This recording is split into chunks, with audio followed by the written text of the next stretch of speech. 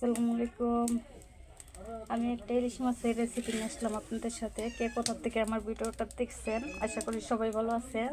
তো আমি এখন এই ইলিশ মাছগুলা রান্না করব, তো আপনারা দেখতে থাকুন।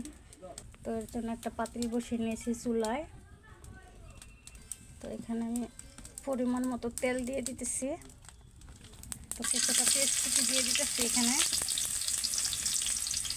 তো এইভাবে নাড়াচাড়া করে পেস্টটা একটু ভাজা হয়ে আসা।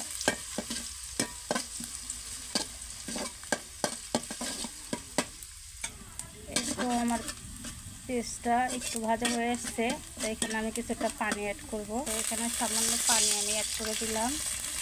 এখানে আমি কিছুটা হলুদ দিয়ে দিয়েছি, তো কিছুটা মরিচ দিয়ে দিলাম। আপনারা যে যেমন খাবেন পরিমাণ মতো দিয়ে দেবেন।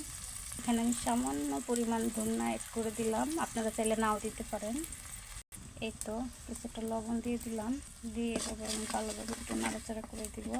এই তো এখানে কয়েকটা কাঁচামরিচ ফেলে রেখেছিলাম, দিয়ে দিলাম। এই তো আমি মশলাটাকে ভালোভাবে কষিয়ে নিয়েছি। তো এখন আমি মাছগুলো দিয়ে দিব। এইভাবে আমি মাছগুলো সব দিয়ে দিব। তো এই তো এইভাবে আমি মাছগুলো সব নিয়ে রেখে দিব। এই তো আমি মাছগুলো কষিয়ে নিয়েছিলাম, তখন পানি দিয়ে দেবো পরিমাণ মতো। তো এই তো আমি জল দিয়ে দিয়েছি, পানিটা দিলাম কারণ যেহেতু আমি এটাকে জল বেশি রাখবো, এর জন্য পানিটা একটু বেশি দিয়েছি। তো এখন ঢাকনা দিয়ে ঢেকে দেবো এটাকে।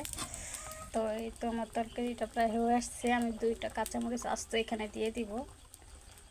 এই তো আমি সামান্য এখানে ধনিয়া অ্যাড করে দিলাম, আপনারা চাইলে নাও দিতে পারেন। আমার অনেক পছন্দের জন্য আমি দিয়ে দিলাম। তো এখন আমি নামিয়ে ফেলবো তরকারিটা। তো এই তো আমার তরকারিটার ফাইনাল লুক।